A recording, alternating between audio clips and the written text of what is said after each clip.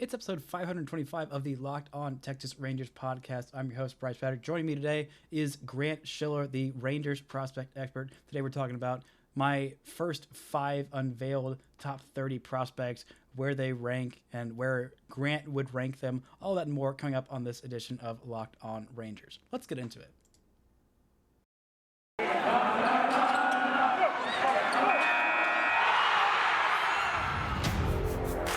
You are Locked On Rangers, your daily Texas Rangers podcast. Part of the Locked On Podcast Network, your team every day.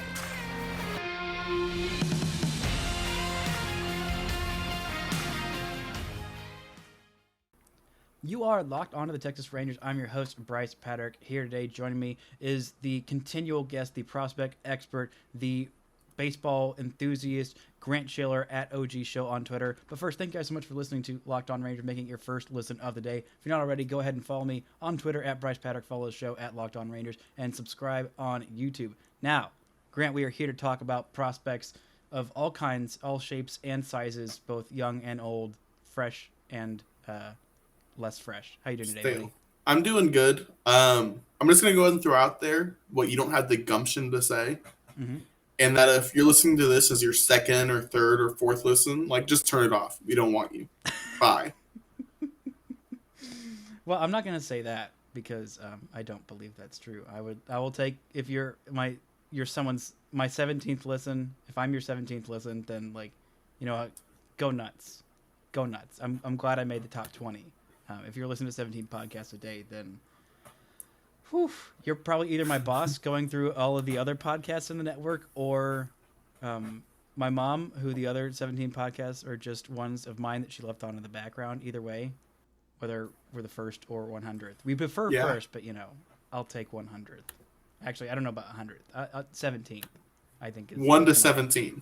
If you're 18th, just turn us off. Yeah, just go ahead and yeet that thing on out of there. But it's very much a dead time of year. It is the second full week of January. There is not much going on. There was an availability that John Daniels said a whole bunch of nothing at this week, which it's GM speak, and there's a lockout, so he especially can't say anything. Yes, you have your hand raised. This is a Rangers podcast, but given that the deadest time of year, on-air reaction, Jameson Williams announced torn ACL. It really sucks. Oh, that sucks. I thought that from the second he did it, and yeah. Yeah. That really sucks. That game didn't go how I wanted to, but man, that guy really deserves all the good things. Him and Mechie were both probably first-round guys, and I hope they... Are they draft guys this year? Yeah, well, they're juniors, so... Okay. But yeah, real bummer for those two. More sad about what happened to Mechie than anything that happened in the game. Congrats to Georgia finally getting one after 41 years of being pretty decent. Hopefully it will be another 41 before you get another one. So, but there's some stuff happening this week, at the end of this week, not today, not tomorrow, and not the day after that, but the day after that one, International Signing Day. Woo! There's things on the baseball calendar. I'm assuming that it's still happening because they're not going to go on the 40-man. And, maybe they'll be able to talk about them after they sign them. I'm not exactly sure.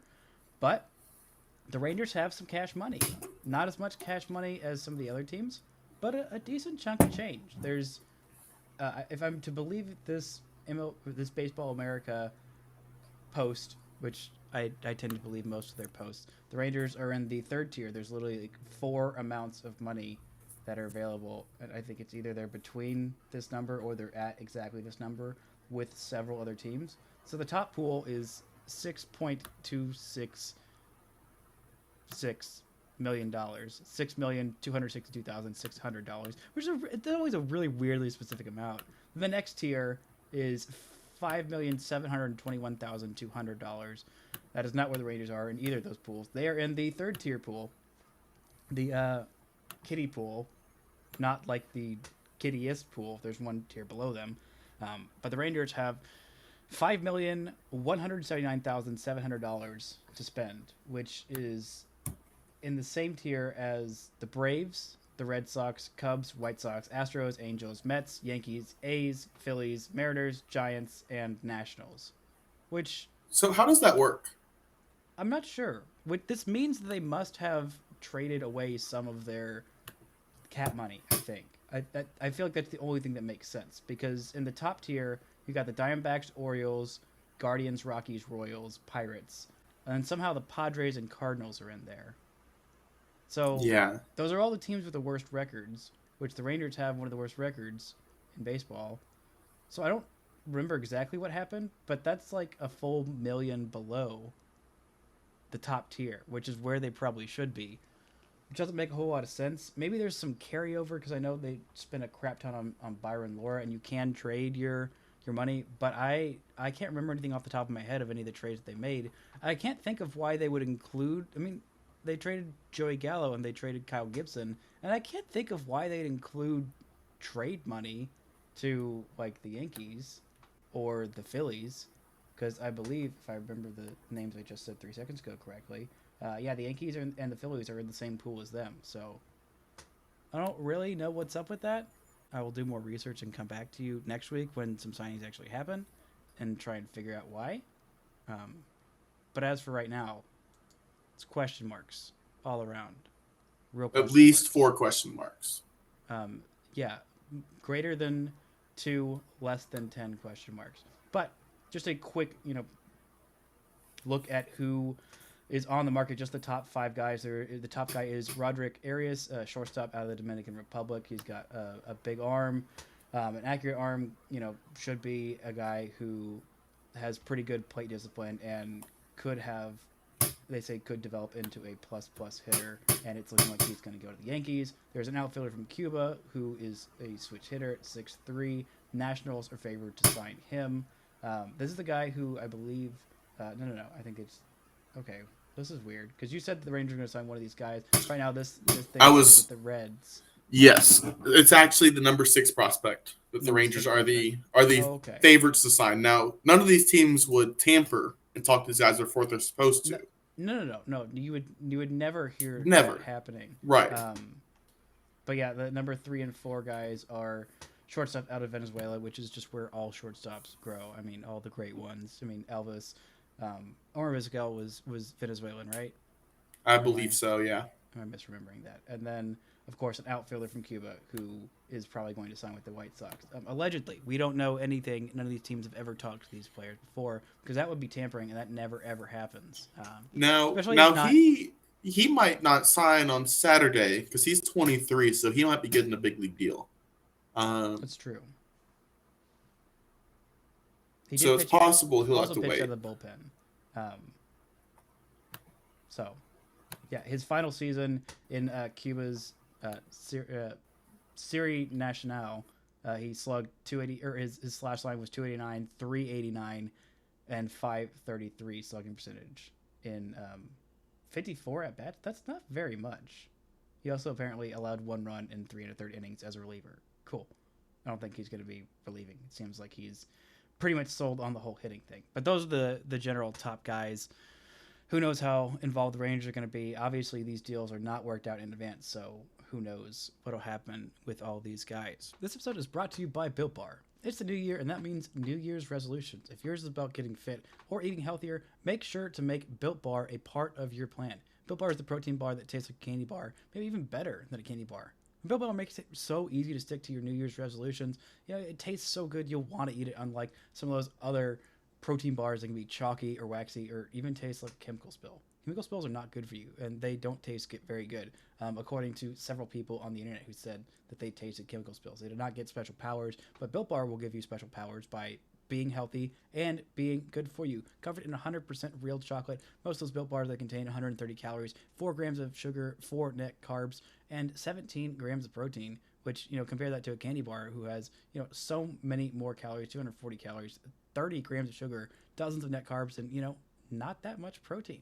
So there's so many different flavors to choose from: coconut, almond, peanut butter, brownie, raspberry, cookies and cream, salted caramel, mint brownie, and many, many more. In fact, Built Bar is always coming out with new flavors all the time, so check out their website at built.com to see what's new.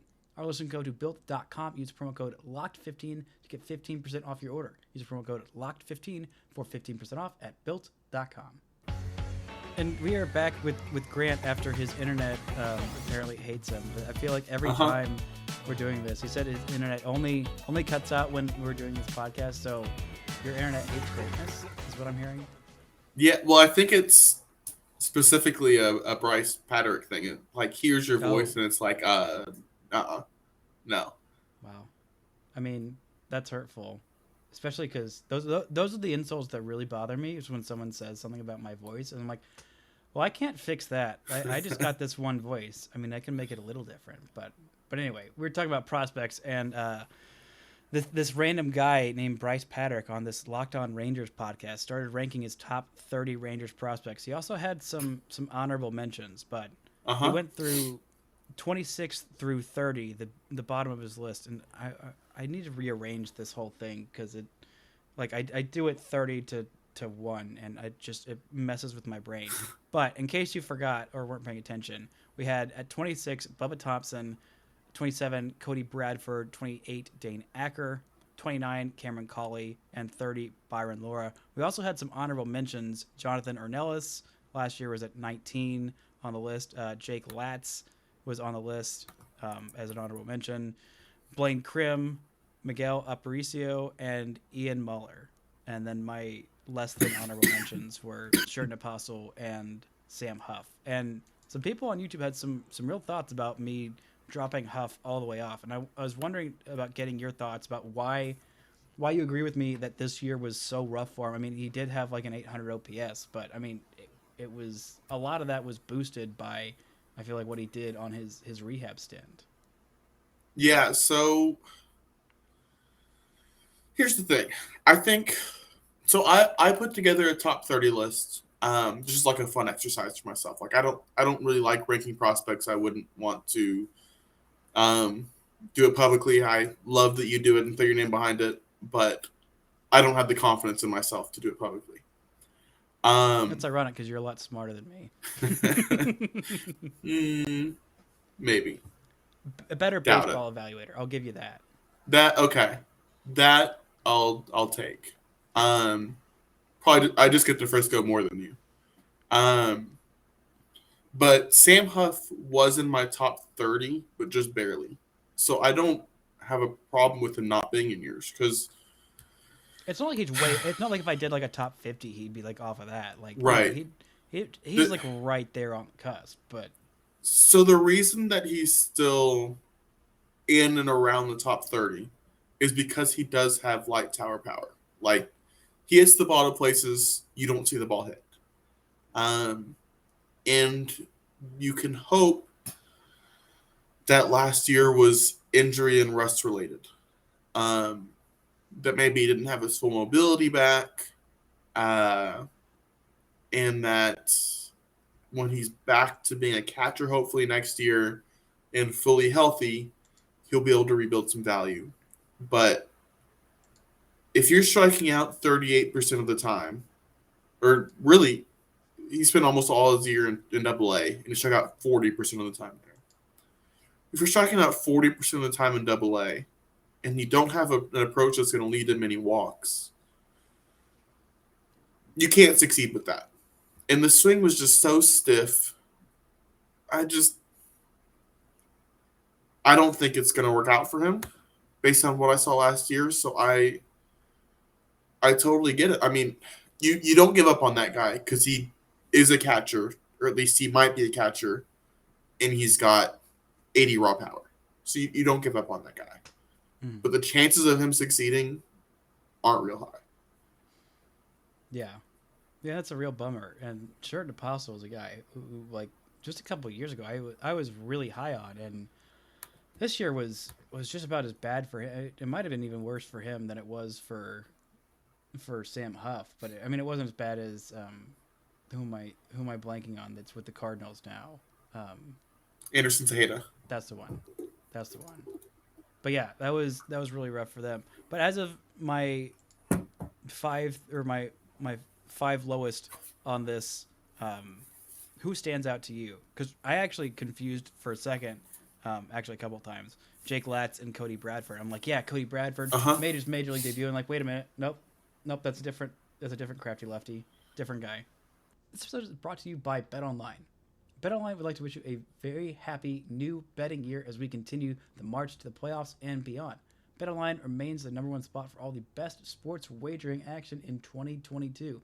A new year and a new updated desktop and mobile website to sign up today. Receive your 50% welcome bonus on your first deposit. Just use our promo code LOCKEDON to get started. From football, basketball, hockey, boxing, and UFC, right to your favorite Vegas casino games. Don't wait to take advantage of all the amazing offers available for 2022. BetOnline is the fastest and easiest way to wager on all your favorite sports. BetOnline, where the game starts. So it was Lats, Ornelas, Krim, and who else? This is my honorable mentions: Miguel Aparicio and Ian Muller. Okay, so I'll take three of those guys and highlight them a little bit. So Ian Muller, I believe, was their 4th round pick last year. Yes. Catcher. He was really coming into last spring. He was like a borderline first round talent. He didn't hit as well as expected in the spring, and that's why he fell on the draft board. But he is a really promising defensive catcher. He was the guy who I went and saw when they had their roving instructional league, whatever they called it, TCU. In our rolling circus of misfit toys. Sure, yeah, I don't know you can label it that. Technically called it that, but I feel like that's more fun. You can, yeah, sure, we can roll with that. Really liked his glove. Not as sold on his bat, but loved the glove. Think he's a really interesting prospect. If the CBA happens where they put in an automated strike zone, it's going to really hurt him. But if umpires stick around for a little bit longer, he's gonna be an interesting guy to follow. Jake Latz is a guy who in most farm systems is probably a top 30 guy. Mm-hmm. He just gets hurt by the Rangers' depth because he is very likely a big leaguer. It is probably going to be in a relief. He's already a big leaguer. He is technically already a big leaguer. It is probably going to be in a relief or swingman role. There's back of the rotation potential there. Mm-hmm. He's also got to stay healthy, which has been a problem throughout his career. Yeah. So you do knock him a little bit for that, unfortunately. And then Blaine Krim is probably my favorite of those guys. So he is a first baseman, so he's got to hit. But, man, has that guy hit. He looked really, really good. So, when I went out there, when he and Justin Foscue had just gotten called up, mm-hmm. and I saw BP, both of them. And I didn't know yet. They're about the same height. We weren't allowed on the field last year, so I wasn't sure who was who. I just assumed that the guy with the better batting practice was Foscue. And I came to find out it was Krim, and it was really, really impressive. I mean, he looked good when he came up to Frisco last year. And just about every scout you talked to was pretty impressed with the bat. So for me, he's easily top 30. Now, yes, I mean, I understand why he wouldn't be. Like, he's a 24-year-old. Literally right there, like just right there. Like, I think he was the one that was, of these guys, he's definitely the one that was closest. Like, him and Byron Laura, I went back and forth on. And, like, to be fair to you, like, there's reason not to have him top 30. Like, he's coming off a 30 home run season, but he's also a 24-year-old first baseman who walked in less than 5% of his plate appearances in Frisco. So, like, he's 24. He's still got room to develop, but he's going to need to develop that if he's going to be a quality big league first baseman, because you have to really hit to be that at the major league level. Mm-hmm. And can you carry a 4% walk rate? Probably not. Curtis Terry. I think I blame Curtis Terry on why I don't have him, because he reminds me a lot of Curtis Terry. I do like Krim more than Terry personally. Yeah, but like they both hit at every level and crushed it. But you've really got to the difference between AA and even AAA and the big leagues is just so ginormous. I mean, Terry killed it at AAA all year, and then just could not do anything at the big league level. Yeah, the difference between AAA and the big leagues has never been bigger than it was last year. Mm-hmm. Which sucks, but hey, it's what it is. You gotta deal with all that. And Aparicio is not one that I thought much about. But of those 5 guys, I think I'm higher on Bubba Thompson than you are. I think there's still a world that I see not it's getting less likely by the year. And I felt bad because he dropped 10 spots from last year, but he had a Yeah. really good year. Yeah. That's the wild thing about this system and the depth. I mean, we talked about it. Like that's I feel like the biggest like sticking like thing to point to, like measuring stick barometer of like, yeah, this system was like okay last year, had some depth. It's really got a lot of depth now because a guy who went and had, probably the best I felt about him in a professional season was this year, and he dropped 10 spots in my rankings. But I still really liked what I saw. Yeah, I'm totally with you. Like it feels harsh for him to drop to 26. And I actually had him even a little bit lower than that, but like it was a good year for him. Like I think he solidified himself as a future big leaguer. He's still a high variability prospect, but he tampered that down a little bit. And you saw legit developmental steps from him. He still has the ridiculous athleticism, and he stole 25 bags. He definitely could have stolen more. He showed more of that power that he has. He tapped into that with 16 home runs. That was a big deal for me because it'd been like, I mean, you talk about like, oh, he's got all this power and the speed. Like, yeah, you can see the speed. Like, there's not anywhere to like hide that. I mean, whereas power, like sometimes like, okay, well, he's got it in there. He doesn't really tap into as much. But this year, like he really, I mean, it wasn't even just like the 16 homers. He had like 9 triples and I think like 40, 50, I think 48 combined extra base hits. So like he was really tapping into that. Yeah. And he's still not great at recognizing pitches, but it got better throughout the year. And the approach got better throughout the year. So it was a really good year for him. I think he's 26 for you because like he's probably not going to be a starter. Even with all that and really good center field defense, like he's probably a 4th outfielder. That's a really good result from where he was. He just got passed up because it's a really deep system. But like it was a good year for him. Like the ranking feels harsh, but I think that's pretty much spot on for where and what he is. Yeah, I mean, and that's a good thing. He was so far away. I think I might have maybe 16 was having a little high, but I still, I mean, a soft spot for a Bama kid and a Bama commit like always. And a guy who I really liked. I think I talked to him a couple times. Seemed like a good kid. But that raw, it's just kind of a callback to me in the first years that I started caring about minor league baseball. I was a sucker for that kind of a profile, and maybe there is still some nostalgia there. But yeah, he went from like, I don't know if this could make the big leagues like before this year to like, yeah, I think he's going to make the big leagues. How long does he stick there and what kind of role does he have? That's more of a question. But like after this year, I'm like, yeah, he's going to be a big leaguer for like, I think at least a few years. Like what capacity, that depends on his next steps and what he does this year. But he really took a big leap. And Cody Bradford is another guy. He kind of has a similar profile to Latz. I think Latz might throw a little bit harder than him. But Bradford's another guy who'd had a couple injuries, not as many injuries, I think, as Jake Latz. He had Bradford had thoracic outlet syndrome surgery in his final year at Baylor, and I can't remember where I found it. I think he's from Aledo. I know he's from Texas, but I'm pretty sure he's from Aledo as well. Where'd we go? Yep.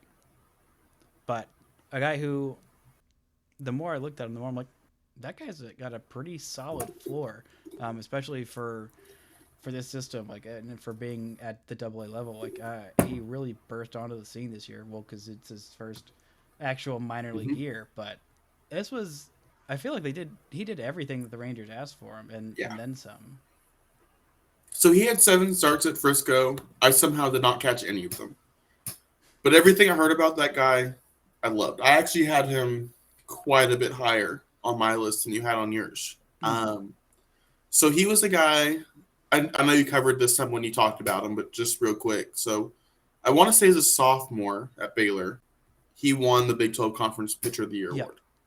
He's a lefty. Then his junior year, he missed it because he was classic Rangers, thoracic outlet syndrome guy. Yep. So he falls down the draft. They get him later, 6th round, I think. And so 2019, he doesn't pitch because he's hurt. 2020 doesn't happen. So this year was his first year professionally. And he did really well. I mean, the control command was there again immediately, which is impressive. And he missed a lot of bats, which is maybe not exactly the MO you're expecting because he's not a... I mean, he's not a power guy. He throws like 89 to 91. But Right. like those are two things that like those are super encouraging because if you're not a premium velo guy, you need to be a big deception guy and you need to control that strike zone, which Hmm. he did. But he needs to keep doing that. But like, and also him going 96 innings in his first professional year. I know that like 2020 was kind of an off year. I don't know how much he actually pitched because you can't really track all those inter squad whatever. There's not a bunch of I don't know, some kind of reference of baseball to track that. I don't know. It sounds like some website someone should invent. But Yeah. I feel like that's a good sign that they have confidence in him. And I mean, I can't remember how many starts he had at the lower level before he got promoted, but I think it was like 13 or something. I think so. He ended up with like something around 20 Yeah. starts. That's But 20. 13 and 7. that's one of the bigger signs to me. They're like, oh, okay, they trust this kid. They feel good about him of letting him go that much. Yeah. So you've got a lefty here with control command, 3 to 4 big league pitches, missing bats with a college track record. Now he's a fly ball guy, so being at the Rangers' big, huge new ballpark is going to help him. Mm-hmm. And that's another guy who I heard really good things on. I wish I had seen him. I'll see him next year when he's there. I assume he repeats Double-A since he only got 7 stars there. Probably at least starts the season there. I would think. But from what I know about him and what I heard about him, that's a guy I'm pretty in on as a potential back of the rotation guy. Yeah, one of the biggest question marks. I had no idea what to do with this guy, and I could have left him off. I could have put him way higher. Is Dane Acker? Basically, the only thing I knew about him is what I read from what Jamie Newberg had to say and about him touching 97. And I looked, and even he didn't pitch a whole lot in college for at least not at Oklahoma. I think he only threw like 25 innings his final year there. But Was and he only was threw, he a San Jack guy before that? Is that right? he was a what? San Jacinto guy? Yes. Okay. He was at Rice, then San Jacinto, then at OU. So he's bounced around a couple places. And he was born in College Station. I don't know if he grew up there and went to high school there, but I know he's a Texas kid. But like I have no idea what to make of this guy. Anybody who touches 97, and I think Newberg had him 17th, which I was like, whoa. Yeah. So 6 1/3 innings of professional work and Tommy John, like that's a lot of confidence. The thing with him is he's only thrown 6 1/3 professional innings. So Mm-hmm. there's not too much I can say about him, but I can tell you that before he got hurt, there was a lot of early noise on him out of spring training in his first couple starts with Down East. There's a lot of buzz. So I'm interested to see how he comes back looking, but I think top 30 is pretty logical there. I think there were a lot of guys who really liked what they saw out of him this year before the injury. Well, that's good. And it's a bummer because there was so little on him, and then he has those 2 really great starts, but then Tommy John surgery, which almost like might as well get out of the way early. But then it's like, okay, there's even more intrigue about this guy of like what the heck is going to happen, and it seems like he's going to come back the back half of this year and be in a limited capacity, and it was a little concerning because I mean he still had to get Tommy John, and they were already being cautious with him. Like I think he went 4 1/3 innings and then like 3 innings in the next start, and that was about what they were planning for him. And he's also going to be up against it when he comes back. He's going to be coming back from Tommy John. He's going to be 23 pushing 24. So he's going to be up against a little bit, but a lot of people like him. So I think lower end of the top 30, I think that's a good spot for him.